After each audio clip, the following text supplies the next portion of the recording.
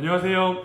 네, 홍성규의 진보TV 주간 뉴스 브리핑 세상을 보는 눈 벌써 2월 둘째 주예요. 첫 번째는 굉장히 좀 분노스럽고 안타까운 소식입니다. 노동 소식인데요. 2018년 12월 10일 날 충남 태안의 한국서부발전, 태안화력 9, 10호기, 석탄 운송 설비, 컨베이어 벨트라고 하죠. 여기에 끼어서 사망했던 사고가 있었습니다. 그래서 이 사고를 계기로 해서 정말 그 죽음에 이를 정도로 좀 위험한 이런 일들이 자꾸 외주화되면서 비정규직 하청 노동자들에게 전가가 되고 있었잖아요. 최근까지도 그러한데 사회적으로 굉장히 이것 좀 심각하다 이런 이야기들이 형성이 됐었죠. 이 김용균 노동자의 죽음에 대한 1심 재판이 얼마 전에 있었죠. 지난 2월 10날 대전지법 서산지원 형사 2단독 박상권 판사의 재판정에서 있었는데요. 문제는 결국은 그 전 대표이사가 무죄 판결을 받았죠. 검찰에서도 구형 자체를 징역 2년을 구형을 했거든요. 근데 이게 무죄로 선고가 나왔던 것이죠. 그러니까 중대재해기업처벌법은 사실은 최근에 생겼잖아요. 그래서 그 이전부터 쭉 진행돼 왔던 재판이기 때문에 중대재해기업처벌법 자체를 적용받지 않았다고 하더라도 사실은 이 대표의 무죄에 대해서 절대로 납득하거나 이해할 수 없다라고 하는 내용입니다. 아마 이 방송을 보고 계시는 대부분의 시청자 여러분들께서도 아니 이게 어떻게 말이 되나? 이런 생각을 할 거예요. 민주노총은 이날 성명을 내고 결국 청년 비정규직 노동자의 목숨값은 2,500만 원이었고 사람이 죽어도 실형을 사는 책임자는 없으며 법 위반은 있었으나 대표이사는 무죄라는 판결을 내린 사법부를 강력히 규탄한다라고 했습니다.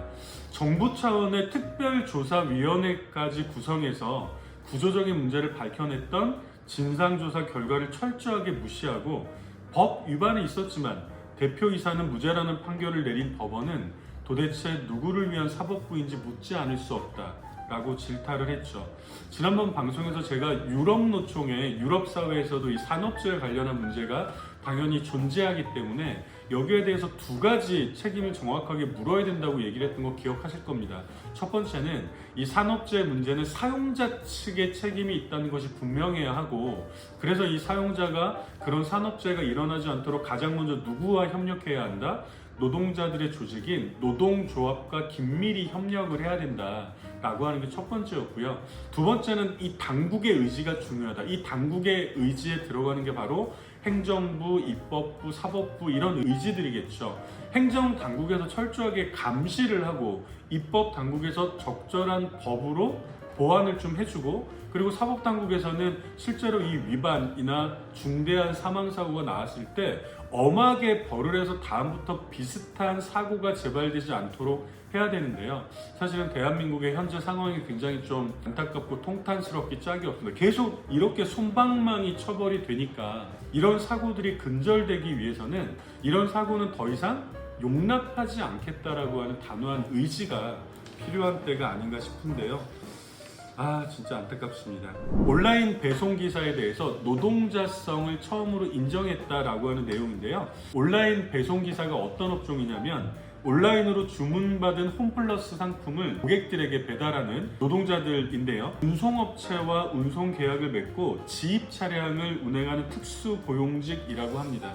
사실 대한민국에서 노동조합을 만들 권리조차 제대로 보장을 받지 못하고 있는 것이 현실인데 또 법원으로 가면 그 알량한 노동자성, 이 이름이 얼마나 웃겨요. 당신은 노동자의 성격을 갖고 있는 거예요. 이 노동자성을 인정받기 위해서 또 굉장히 이렇게 법정 싸움을 해야 된다는 거예요. 정말 기가 막힌 일이 아닐 수 없죠. 노동자로 인정을 받더라도 사실은 어렵게 살 수밖에 없는 곳이 대한민국인데 그 노동자로 인정을 못 받는 노동자들도 정말 엄청나게 많다는 거죠. 내가 노동을 해서 임금을 받으면서 생활하는 모든 사람들은 노동자로 인정을 당연히 받아야 되잖아요. 온라인 배송기사들 같은 경우에도 법원의 판단은 배송기사의 유니폼 착용이랄지 홈플러스 배송 시스템이 있을 거 아닙니까?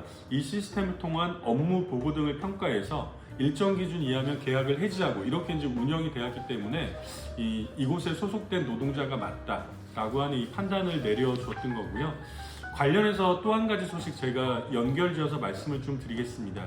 경향신문에서 지난 2월 7일 날 나왔던 소식인데요. 노동법 밖의 노동, 즉 비임금 노동자라고 하는데요. 그러니까 내가 그 임금이라고 하는 거는 내가 누구에게 고용이 대해서 받는 거잖아요. 이거랑 형태는 유사한데 임금 노동자라고 그냥 바로 딱 잘라서 얘기하기 어려우니까 비임금 노동자라는 표현을 쓴 거예요. 이 비임금 노동자가 무려 700만 명이라고 합니다. 사실 이렇게 따지면 이게 얼마나 어마어마한 숫자냐면요. 우리가 보통 지금 대한민국 국민이 5천만 명인데 요즘에는 노동자들이 2,100만 명에 이른다고 얘기를 하거든요. 이 2,100만 명 중에서 700만 명이니까 정확하게 3분의 1이네요. 노동자성을 인정조차 받지 못한 노동자가 700만 명에 이른다고 하는 거예요. 어떤 분들이 있냐면 우리가 특수고용직 그러면 뭐 물품 배달업자, 조금 전에 온라인 배송기사 나왔죠. 대리운전 기사, 학원 강사, 다단계 판매자 등 특정 사업장인의 플랫폼을 통해서 일하면서 사실상 급여나 다름없는 출강료 내지는 수수료를 받는 개인 사업자들을 비임금 노동자들이라고 합니다. 앞으로도 늘어날 수밖에 없잖아요. 정부에서 왜 미리 앞장서서 이들 노동자들이 불리한 처우, 부당한 대우, 억울한 상황에 처하지 않도록 왜 먼저 이렇게 고민을 할 수 없을까? 이런 고민이 좀 굉장히 강하게 듭니다. 제가 지난주에는 유럽노총 말씀을 좀 드렸잖아요. 오늘은 미국 정부 얘기를 좀 소개를 하려고 해요. 역시 영성계 진보TV 주간 뉴스브리핑 세상을 보는 눈을 보시면 대한민국 세상뿐만이 아니라 전 세계적으로 시야가 넓어질 수 있습니다. 노동조합은 모두에게 유익하다는 미국 정부, 굉장히 좀 의아하죠. 자본주의 종주국이라고 하는 미국 정부에서조차 노동조합은 모두에게 유익합니다 라고 이야기를 하고 있다는 거예요. 지난 그 미국 대선에서 바이든 후보죠. 당시에는 지금 대통령이죠. 모든 노동자에게 노조할 권리 보장을 위한 노동법 개정을 미국 노총의 요구를 공약에 포함시켰어요. 그래서 이 요구대로 백악관 내 태스크포스 팀을 만든 거죠. 이름이 뭐냐면 노동자 조직화와 단결력에 대한 백악관 태스크포스예요. 여기서 발표한 보고서의 첫 문장이요. 우리는 노동자 조직화와 단결력 강화가 중산층을 증가시키고 사람을 우선시하는 경제 건설 그리고 민주주의를 강화하는데 필수적이라고 믿는다. 너무나 지당하고 당연한 이야기인 것이죠. 그러니까 미국 정부에서조차 이런 이야기를 하는 것 아니겠어요? 그래서 이거를 구체화할 노조할 권리보호법, 이른바 프로액트법이라고 하는데요. 이 법도 의회에 발의를 했다고 합니다. 그리고 20여 개의 정부기관이 참여하는 대통령 직속 자문기구인 백악관 TF를 구성을 했고 이 책임을 해리스 부통령에게 의장을 맡겼다고 해요. 그래서 그 소식을 좀 전해드린 겁니다. 이 백악관 TF는 노동자 조직화라든지 단체 교섭 활성화에 도움이 될 수 있는 정부기관의 정책이나 관행을 파악하고 법의 개정이 없이도 행정부가 개발할 수 있는 노조 조직화 지원 정책을 마련하는 것을 목표로 했다고 합니다. 물론 당연히 이 자본주의 종주국이라고 할 수 있는 미국이 노동자들의 당연히 천국은 아니겠죠. 그러나 그 미국에서조차 미국 정부도 노동조합은 모두에게 유익합니다 라는 일들을 하고 있다는 거예요. 정말 이 대한민국에서 최근에 또 이 대선이 진짜 한 달도 안 남았는데 노동조합에 대한 혐오 표현들, 민주노총에 대한 혐오 표현들 이런 것들이 정말 가감없이 쏟아져 나오잖아요. 이 대한민국에 있는 정치인들도 정신을 좀 바짝, 이건 바짝이라는 표현이 아니죠. 정말 똑바로 차려야 되지 않을까 싶습니다. 미국에서도 이렇게 하고 있다니까요. 네, 맨날 그 미국 하면서 이렇게 숭상하고 우러르는 그 수많은 그 숙미주의자들 이분들 사실은 또 이런 얘기 나오면 눈 감잖아요. 그쵸? 모르세요. 이렇게 하면서 이런 것들을 좀 따라 배우라고 이야기를 해주고 싶습니다. 금융그룹들 코로나 속에 사상 최대 이익, 취약계층 지원에 나서야라는 제목인데요. 사실은 이 제목만 들어도 굉장히 열받는 분들 많이 있을 것 같아요. 그러니까 우리가 얼마나 착하냐면요. 코로나19 때문에 너무 어렵잖아요. 특히 이제 자영업자들, 저소득 노동자들 너무나 많이 어려운데 전 세계에 불어닥친 이 코로나19 재앙 때문에 모두가 다 어려울 거라고 생각을 한다는 거예요. 그러나 이 금융그룹들 뿐만 아니라 얼마 전에도 삼성전자, 삼성그룹 이런 데에서도 사상 최대 흑자를 냈다고 또 계속 소식이 나오잖아요. 이 어려운 시국 속에서도 누군가는 돈을 더 많이 벌고 있다는 거죠. 주요 금융그룹들이 코로나19 재난 속에서도 지난해 사상 최대 이익을 올렸다. 영끌, B2, 영혼까지 끌어가지고 B2, 빚을 내서라도 투자하겠다. 그럼 이런 거죠. 우리는 빚을 내는데 빚을 어디서 내요? 은행에서 내잖아요. 은행에서는 대출이 늘어나는 거예요. 게다가 최근에 금리가 인상이 됐어요.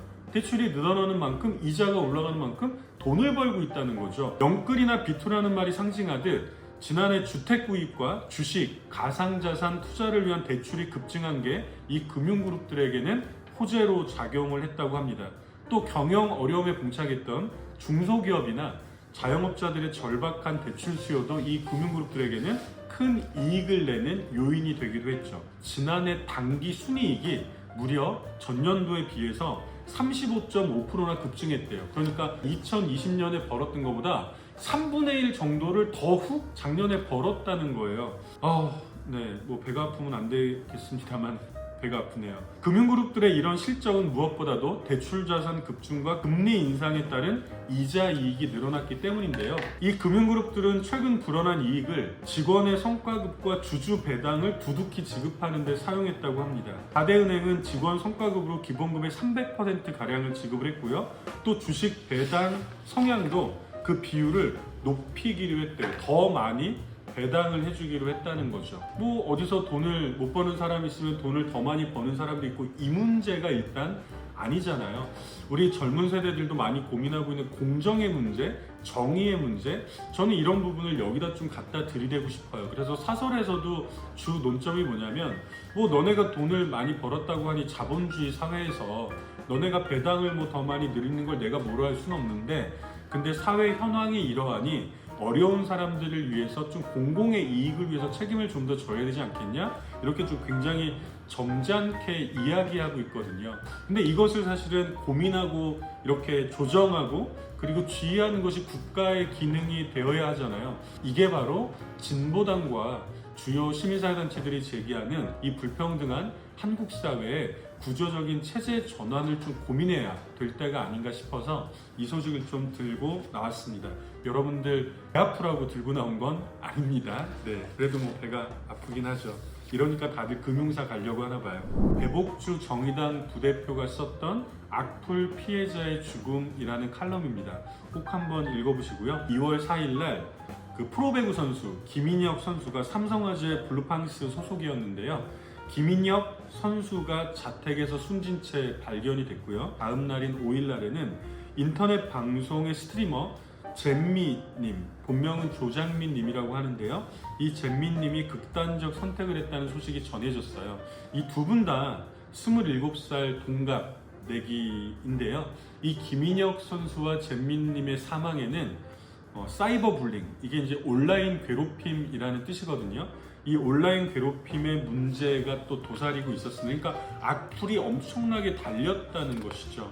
근데 이 악플이 달렸다는 이유 자체가 사실은 굉장히 좀 어처구니가 없습니다.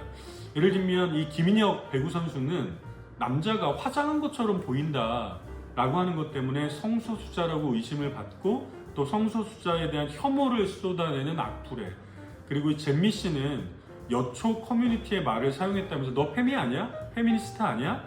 라고 몰아붙이면서 페미니스트에 대한 혐오를 쏟아내는 악플에 시달렸습니다. 두 분 모두 평소에 이제 이런 악플 때문에 굉장히 괴롭다 이런 말씀을 또 하시기도 했고 그것이 극단적인 선택으로 좀 이어졌습니다.